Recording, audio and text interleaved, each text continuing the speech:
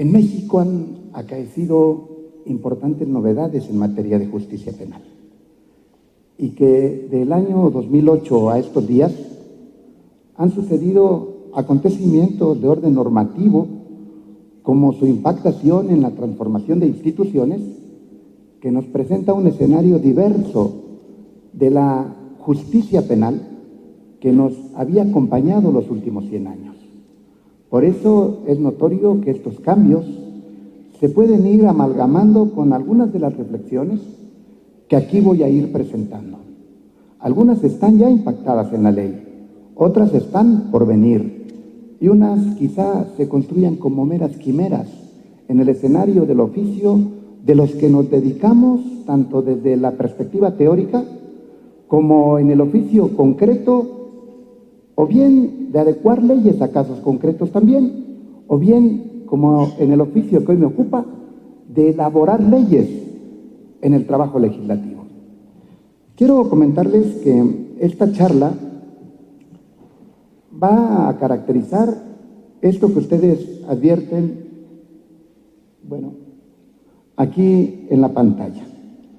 10 temas sobre prevención delictiva. Estos 10 temas los he caracterizado de la siguiente manera. Convengamos en que el derecho penal y la criminología, o bien a la inversa, la criminología y el derecho penal, tienen un punto de convergencia que yo le llamaría un puente de conexión, un puente de transición, que se llama política criminal. Y si nosotros pensamos en la política criminal, bien podríamos emprender hoy una larga historia acerca de cómo se ha venido desarrollando la política criminal en cada modelo jurídico-político. Si nosotros aceptamos que el desarrollo de la historia del Estado se vincula a la insurgencia del Estado moderno, y su antecedente inmediato, el Estado absolutista, podríamos desde ahí desencadenar un poco forzado el concepto de política criminal. Y podríamos decir que en el Estado absolutista del siglo XVII podríamos identificar muy bien toda una vertiente de expiacionismo penal. Particularmente el eje de las prácticas punitivas lo constituía la pena de muerte. Pero con el advenimiento del Estado moderno, el Estado liberal de derecho, en el siglo XVIII, empezamos a mirar cómo el derecho penal y lo que aquí pudiéramos iniciar el esbozo de la política criminal se caracterizaba por el retribucionismo penal.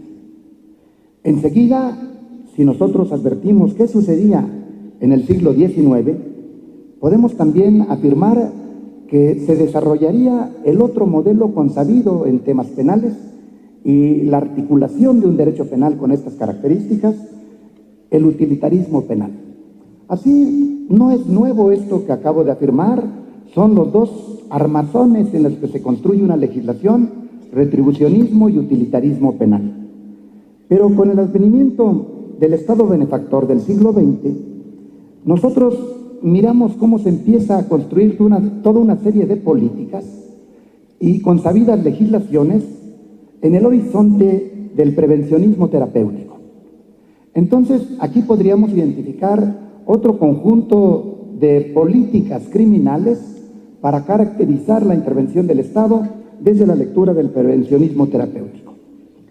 Y hoy la preocupación para el que les habla es qué tipo de política criminal y qué se debe hacer con el derecho penal y cuál es el aporte que la criminología puede impactar en el derecho penal a la luz de la configuración de política criminal que debe articularse, que debe armarse en el Estado constitucional de derecho.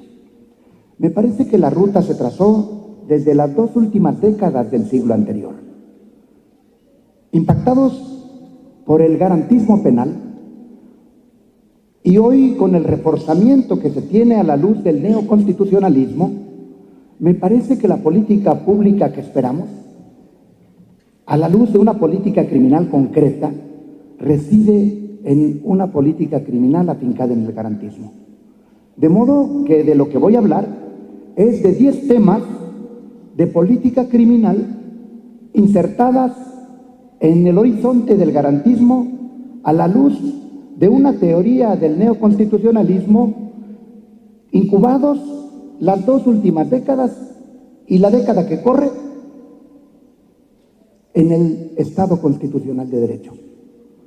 Por ello, tratando de hacer una síntesis, de expiacionismo pasamos a retribucionismo, de retribucionismo al utilitarismo, del utilitarismo a un remozamiento del mismo al prevencionismo. Y hoy me parece que estamos situados en el tema del garantismo penal.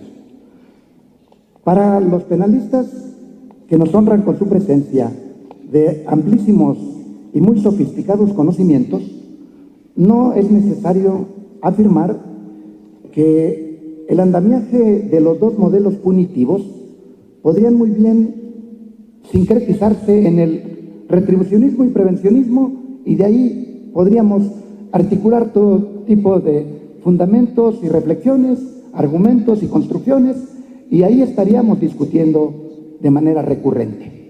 Pero aquí el propósito es mirar si se puede articular un modelo diferente al retribucionismo penal y al prevencionismo, con los matices del siglo XVIII, del siglo XIX, con el advenimiento y la entrada del siglo XX, su desarrollo y su impactación en el siglo que corre. Por ello, ahora pienso que es pertinente hablar de diferentes modalidades de política criminal que devienen de todo el desarrollo del penalismo y también de la criminología.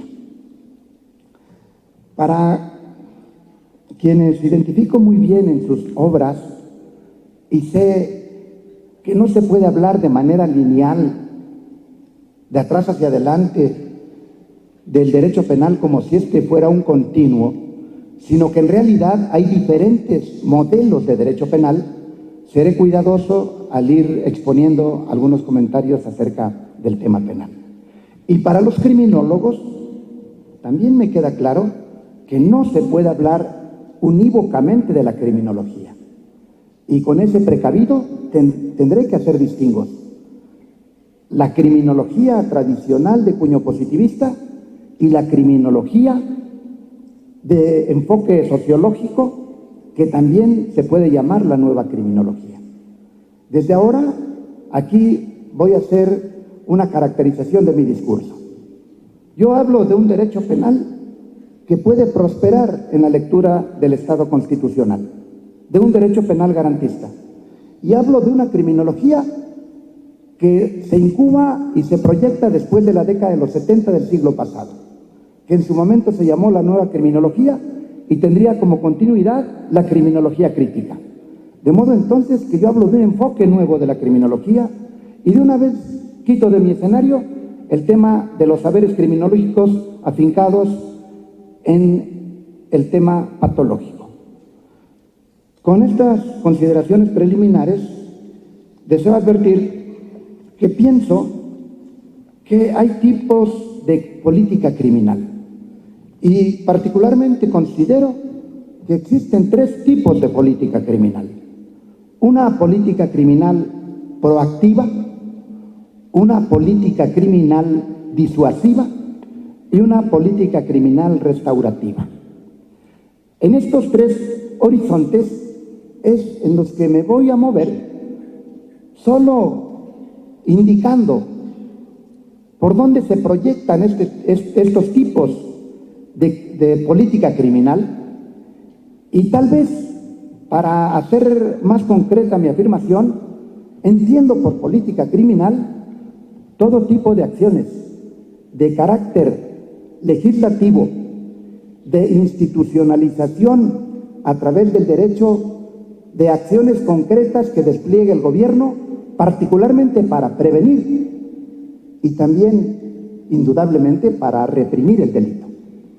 Entonces, esto puede ser ventilado a la luz de construcciones legislativas, es decir, producción normativa, de construcciones teóricas, articulación de conceptos, de categorías, de principios que pueden desarrollarse desde la reflexión y sistematización de la política criminal, pero también a la luz de acciones que impactan en el mundo concreto, de despliegue de oficios, de ocupaciones, de capacidades, de competencias que pueden desarrollarse por actos humanos en el proceso normal de desdoblamiento de todas las actividades que se encausan a través de las instituciones punitivas. Bien, puesto en marcha este comentario, ahora quiero abocarme a la reflexión acerca de la política criminal proactiva. ¿Qué se puede hacer antes de que las instituciones se pongan en marcha? Me parece que el tema se vincula particularmente al asunto legislativo. ¿Cómo podríamos ir construyendo el andamiaje de normas para atender el fenómeno delictivo? También cómo se puede ir haciendo o construyendo una serie de actos que impacten en el oficio de los adecuadores de las normas a casos concretos.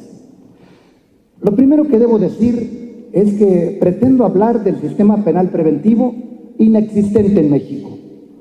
Entonces, este es un trabajo que está por hacerse.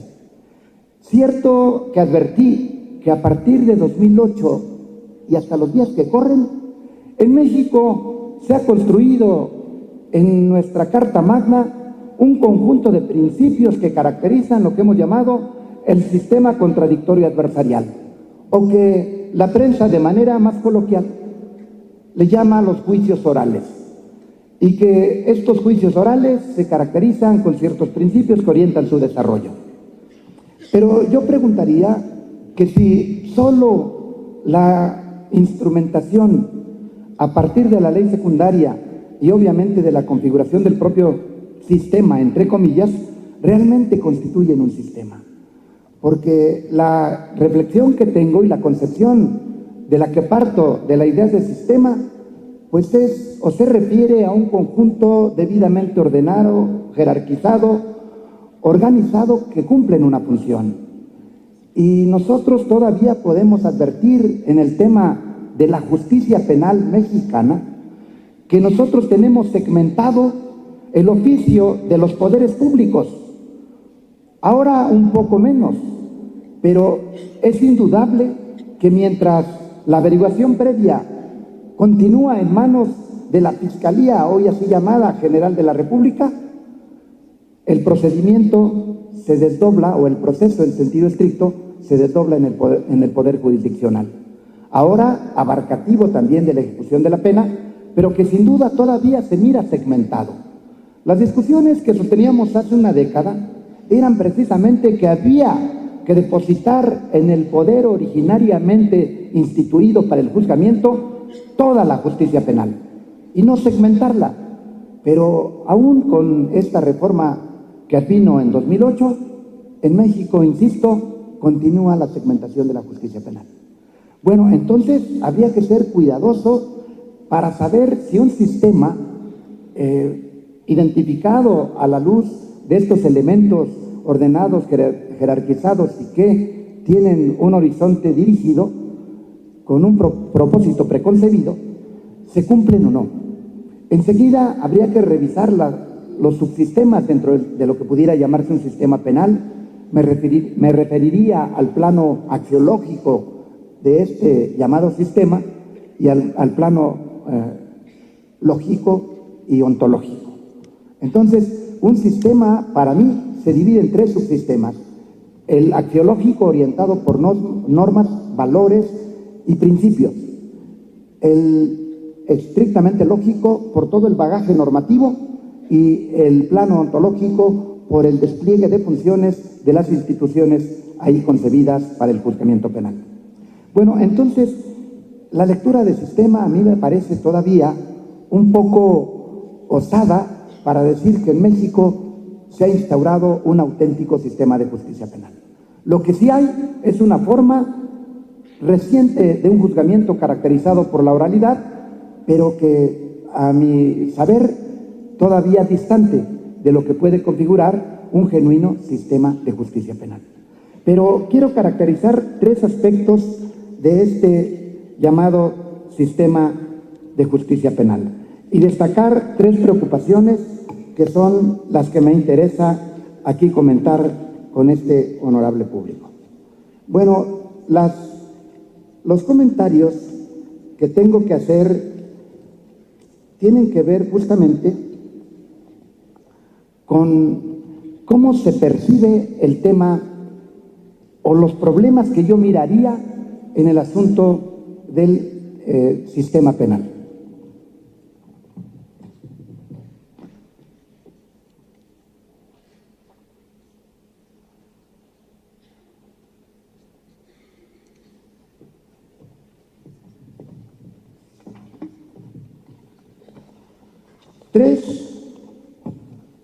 Tres son los temas que me preocupan de este asunto.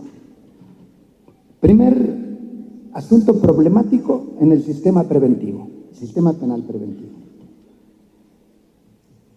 Pienso que la construcción dogmática del delito debe orientarse por el tipo penal fincada en la capacidad de motivación de la norma antes que la intimidación soportada en la cantidad de pena.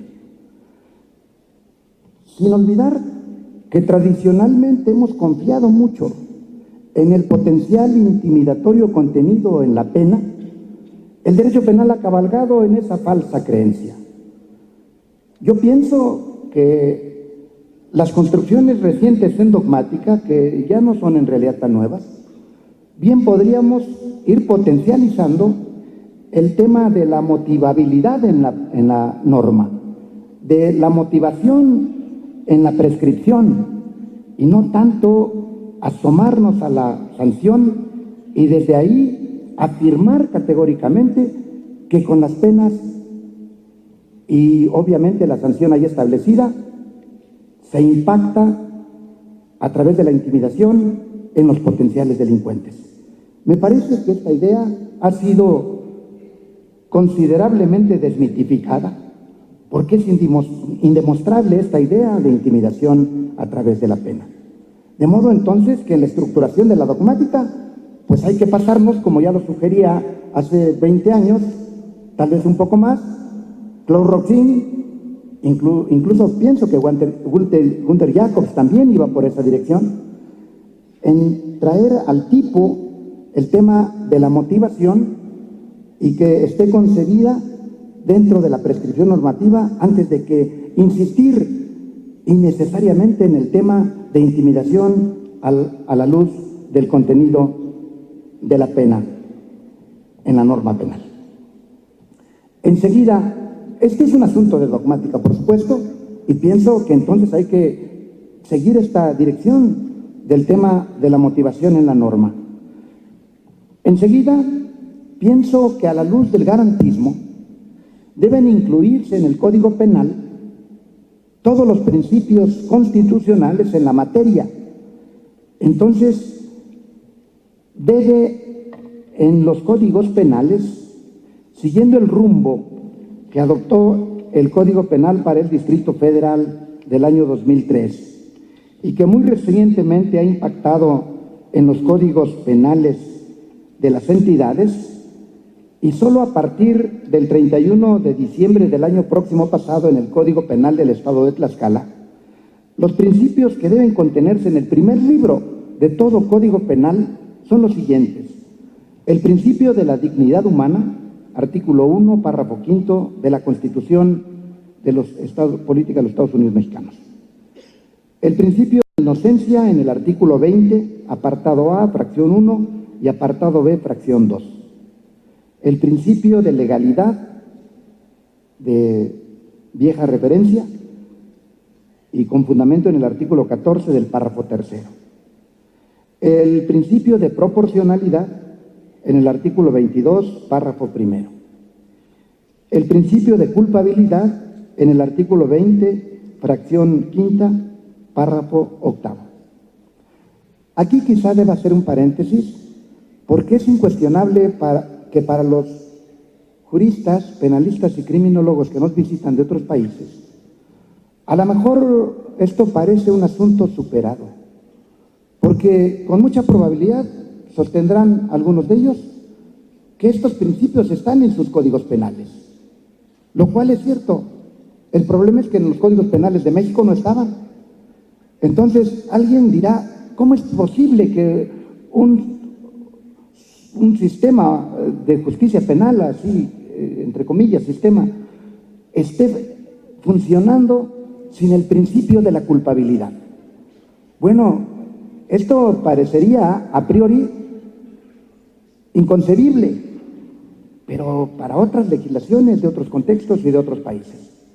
En el caso mexicano, solo a partir del año 2008 se ha instituido en nuestra Constitución el principio de culpabilidad.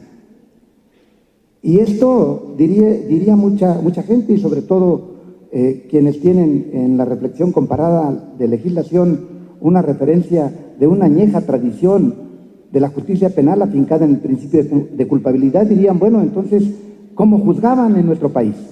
Bueno, pues juzgábamos con otros criterios, particularmente de peligrosidad y no de culpabilidad. Y por ello sostengo ahora que el principio de culpabilidad, que ahora está expreso en el artículo 20, fracción quinta y fracción octava, deben ser un corpus de principios que se integren en un primer libro del Código Penal de todas las entidades de la República y del Código Penal Federal. También para nuestros visitantes debo señalar que en México existen 32 códigos penales, el federal y los de las entidades. Entonces, en el estado en que ustedes se encuentran, que es el Estado Libre y Soberano de Tlaxcala, se promulgó un código penal que entró en vigencia apenas hace 4 meses. Entonces, 50 años atrás estaba vigente el código que se abrogó y 100 años atrás los primeros códigos que se promulgaron en nuestro país. De modo entonces que el principio de culpabilidad debe ser parte de ese corpus de normas que integren un libro primero del Código Penal de todas las entidades de la República. El principio de materialidad también se encuentra en el artículo 16, párrafo tercero, y en el artículo 19, párrafo primero. También debo destacar que es imprescindible el principio de subsidiariedad penal, que está previsto en el artículo 17, último párrafo de nuestra Constitución. También el principio de fragmentariedad, artículo 20, apartado B, fracción novena. El principio de legitimidad en el artículo 20, párrafo tercero. El principio de racionalidad de las penas en el artículo 18, párrafo segundo. El principio de oportunidad, también que deviene de esta reforma de 2008, artículo 21, párrafo séptimo. El principio de la prevención en el artículo 21, párrafo décimo, inciso C y D. Y el principio de seguridad pública en el artículo 21, párrafo noveno. Bueno, yo sé que estos principios que acabo de enunciar devienen de un trabajo hermenéutico que podemos hacer del texto de la Constitución, que para nada tiene que ver con el amplísimo pliego de principios que desdobla en esta obra extraordinaria de Ferrajoli del derecho penal mínimo. Sin embargo, son estos los principios contenidos en nuestra Carta Magna y son estos los que propongo sean incluidos en los códigos penales de nuestro país. Enseguida quiero comentar que considero también que un punto sobresaliente es el que tenemos que plantear y que considero debe ser orientador en cada uno de los segmentos del sistema penal para que se direccionen cada uno de estos segmentos, el Ministerio Público, los jueces, tanto el juez de control como el juez de sentencia, como el juez de ejecución de sanciones, deben orientar su trabajo en el sentido de la prevención antes que de la represión. Aunque es ineludible que el trabajo de la imposición de penas está a cargo de estas autoridades, sin embargo, deberá actualizarse con el mínimo de violencia. Enseguida, en esta lectura de la política criminal proactiva, evitar la inflación penal. Yo estoy convencido de que el tema en nuestro país de la inflación penal es un asunto severo. Entiendo como inflación el agravamiento de sanciones, por un lado, y en México tendencialmente hemos caminado los últimos 30 años agravando sanciones como una medida de política criminal. Y hemos llegado hasta establecer en las normas penales 70 años de pena privativa de libertad. Y esto resulta irracional si nosotros, en lectura de legislación comparada, miramos cuáles son las sanciones más graves impuestas en otros contextos, y todo parecería indicar que también de manera irracional, pero finalmente una media, sería tal vez la imposición de sanciones máximas de 20 años. Pero en nuestro país no. En nuestro país las entidades y la legislación federal han acudido al agravamiento hasta 70 años de privación de libertad. Aquí vienen muchas lecturas de orden criminológico, particularmente el asunto del problema y del fenómeno de la prisionización en internos, del fenómeno que se estudia a la luz de la criminología, de la internación a mayor tiempo de internamiento en las prisiones, de valores en los que se construye la vida intramuros. Pero esto es una reflexión que podríamos dejarlo para un momento de mayor atención y análisis de la vida intracarcelaria y saber si es mejor mayor internamiento o menor internamiento.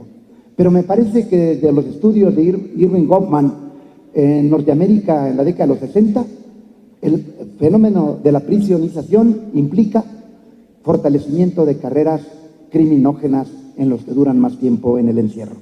De modo entonces que este agravamiento de sanciones me parece que no es una salida adecuada. Y por otro lado, la tendencia siempre inquietante de penalizar todo tipo de conductas sin el mayor precavido de que se está justamente haciendo un proceso de inflación punitiva, de inflación penal. No se pueden tipificar todo tipo de comportamientos si no buscamos soluciones de otra naturaleza. Entonces, siento que en el caso mexicano estamos viviendo de manera permanente la inquietante actividad del legislador de querer tipificar más y más comportamientos. Bueno, este asunto de la inflación penal me parece que es irracional y que en todo caso el derecho penal debe mirarse como última ratio. No es la mejor solución la solución penal, es la última de las soluciones que pueden encontrarse a todo tipo de problemas que se pretenda penalizar. Por ello, entonces, el agravamiento de sanciones no es una solución. Tipificar más comportamientos tampoco es una solución. Y quiero también comentar aquí que en México vivimos otro problema paralelo. No tenemos unificación penal. Entonces, para los juristas y criminólogos que nos visitan, tenemos normas penales en todo tipo de ordenamientos, en disposiciones fiscales, en materia de salud, en materia de armas y explosivos, y de manera muy equivocada, hace poco tiempo, el mes pasado, se promulgó la Ley de Delitos Electorales, Ley General de Delitos Electorales fuera del Código Penal. Entonces tenemos derecho penal por todos los horizontes normativos, y diría, también en México tendría que pensarse en unificación penal, que todo lo que sea un delito o esté tipificado como delito vaya al Código Penal, pero no en diferentes ordenamientos tan dispersos y a veces poco identificados por la sociedad, y no sabemos, por todos lados existe derecho penal, de modo que en la doctrina mexicana se habla del derecho penal y del derecho penal especial. En esta lectura pienso que también debería a aglutinar todo comportamiento delictivo, el Código Penal. Y por otro tanto de lecturas ya muy andadas y reflexionadas en nuestro país, pero poco hecho en torno de ese mismo asunto, no tenemos unificación penal y además tampoco tenemos un solo código. Tenemos los 30 y tantos que les acabo de enunciar y esto genera un problema todavía más complicado. Por otro lado, también hablo de la incorporación de tecnología. Pienso que las instancias de la justicia penal deben tener un manejo más profundo de información criminológica y criminalística, y también pienso que esta vieja moda en otros contextos podría tener adecuación a los casos mexicanos. Pienso en el control cibernético del procesado para disminuir la detención preventiva y también el arraigo en nuestro país. Estos tres asuntos que destaco, de sistema penal preventivo, evitar inflación penal, incorporación de mayor tecnología, los he intitulado Política Criminal Proactiva. ¿Qué tenemos que hacer para que nuestro derecho penal y las instancias consabidas puedan generar expectativas de prevención de la criminalidad? Y enseguida presento otro documento que he intitulado Política Criminal Disuasiva. ¿Sí me auxilian? Política Criminal Disuasiva. Esta la considero debe construirse a partir de estos tres temas: experticia en procuración, carrera judicial y objetividad de la sanción. Para ello considero que en procuración de justicia deben adecuarse los principios imperantes para la carrera judicial en el trabajo jurisdiccional. Y esto no es absolutamente nada que no esté en la Constitución. El artículo 100, en su párrafo séptimo, prevé los siguientes principios: excelencia, objetividad, imparcialidad, profesionalismo e independencia. Entonces pienso mucho en que la justicia penal será preventiva en México, sí y solo sí. Las instancias y los individuos que se abocan a estos oficios en las diferentes áreas del tema penal se ciñen a estos principios: a la excelencia, a la objetividad, a la imparcialidad, al profesionalismo y a la independencia. Voy a particularizar de manera sobresaliente el profesionalismo, porque me parece que en eso se finca el tema de la carrera, ahora le llamaríamos ministerial. Bueno, para poder desarrollar esta actividad, debe instrumentarse en México la carrera ministerial, a la lectura de lo que siempre se ha querido en nuestro país, del servicio civil de carrera. Entonces, el que sea fiscal o ministerio público debe ser un experto en las potestades y las facultades que le confiere la norma. Y entonces, para ser profesional, debe instrumentarse la carrera ministerial. Y el profesional tiene que ser un individuo no improvisado y no como se vive en México, que por temporadas se es, en este caso, Ministerio Público o agente del Ministerio Público o fiscal, y luego cuando vienen los cambios en las instituciones se renuevan a todas las personas y se involucran otras personas que empiezan a conocer. Y esta es una historia como el tejido de Penélope: se teje por la noche y se desteje por el día. Bueno, aprenden un rato y cuando viene el cambio salen y entran otros que empiezan a aprender. Bueno, ¿hasta cuándo verdaderamente habrá en México una carrera ministerial que se ajuste a los principios del artículo 100 previstos para la carrera judicial y que existe en México el servicio civil de carrera? Bueno, solo en ese sentido pienso que desde la Procuración de Justicia se podría ir configurando toda una tendencia preventiva en materia de justicia penal. Luego también hablamos de la carrera policial. La carrera policial, desde su instrumentación en la Constitución y su prefiguración como todo un sistema, hoy pensamos que hay que retomar estos principios constitucionales de legalidad, objetividad, eficiencia, profesionalismo, honradez y respeto a los derechos humanos, todos estos principios previstos en el artículo 21, párrafo 9 y título 10. Asimismo, se ha configurado en nuestro país un sistema nacional de seguridad pública que se finca en dos principios: en la selección del personal que se aboque a tareas de seguridad pública, y la seguridad pública particularmente focalizada por la función policial, que termine en la certificación. Todo individuo que esté vinculado a tareas de seguridad pública deben ser debidamente seleccionados, evaluados y certificados.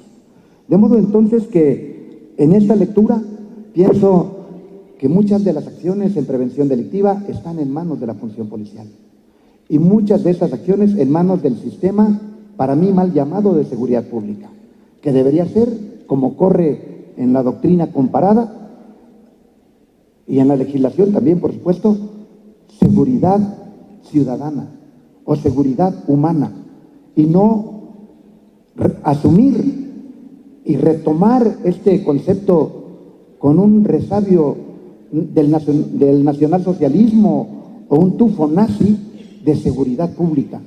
Entonces, para contemporizarlo con un Estado constitucional de derecho, preferiría llamarle seguridad ciudadana, seguridad del gobernado o seguridad humana. Pero finalmente, así está caracterizado en nuestro país, Sistema Nacional de Seguridad Pública. Y luego pienso mucho en la objetividad de la sanción. La única expectativa real que yo miro de que nuestra justicia penal se inscriba en un escenario de la prevención es a partir de tres categorías que son de muy vieja referencia. Y las enunciaba desde hace 200 años Francisco Carrara. Y decía él, hay tres indicadores que pueden señalar muy bien si un sistema penal o la justicia penal puede prevenir. Y estos caracteres o requisitos son la celeridad, la certeza y la severidad. Entonces, siempre que nosotros podamos medir celeridad, certeza y severidad en la imposición de las sanciones, la sociedad puede confiar en que las instancias del derecho penal actúan pronto. Y estos tres criterios de certeza, celeridad y severidad fueron retomados en la década de los 70 para tratar de medir de manera empírica cómo se comportaban las instancias de justicia penal. Y así, la celeridad. Quiero poner un ejemplo. Establece la Constitución mexicana que deberá ser juzgado el individuo antes de 4 meses en delitos cuya pena sancione hasta con 2 años, y en 1 año cuando exceda de esta temporalidad.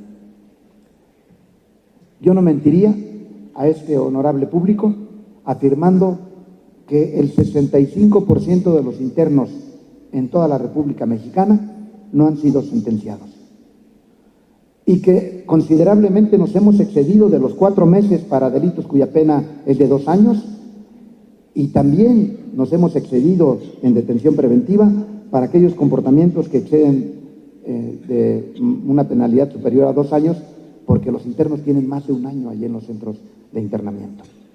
Entonces, ¿cuál celeridad? ¿Dónde está la celeridad de la sanción? Las sanciones se imponen después de muchos años, y que si por alguna razón se pretendieran fines disuasivos o preventivos, el ciudadano y particularmente el agravado probablemente ya ni se acuerde del momento en que le infirieron el agravio o el delito. De modo entonces que el tema de la celeridad es un asunto que objetivamente, cuando se imponen sanciones, queda muy mal parado con la temporalidad que establece la propia Constitución mexicana. Luego, el principio de certeza. Nosotros estamos seguros de que siempre y en todos los casos en que se comete un delito el Estado sanciona. Creo que estas preguntas fueron sometidas a cuestionamiento desde hace muchos años, particularmente desde la óptica de la criminología crítica, y el principio de certeza, pensando en que siempre el derecho penal se impone y en todos los casos, se desmontó con esta afirmación de que todas las instancias de la justicia penal son selectivas y que el sistema de justicia penal es selectivo. Y más aún, que la propia legislación penal es selectiva y que tipifica comportamientos con mayor o menor sanción dependiendo de intereses, particularmente de la política. Entonces, este carácter selectivo de la justicia penal implicaría que este principio de certeza no se puede fehacientemente demostrar. Y finalmente, el principio de severidad. Se afirma que el derecho penal se impone a todos por igual. Y este principio de severidad estaría ampliamente cuestionado cuando vemos que la sociedad mexicana es una sociedad altamente estratificada y polarizada, en donde hay muy pocas probabilidades de que la justicia penal se aplique a todos por igual. Y quiero ahora pasar al siguiente tema,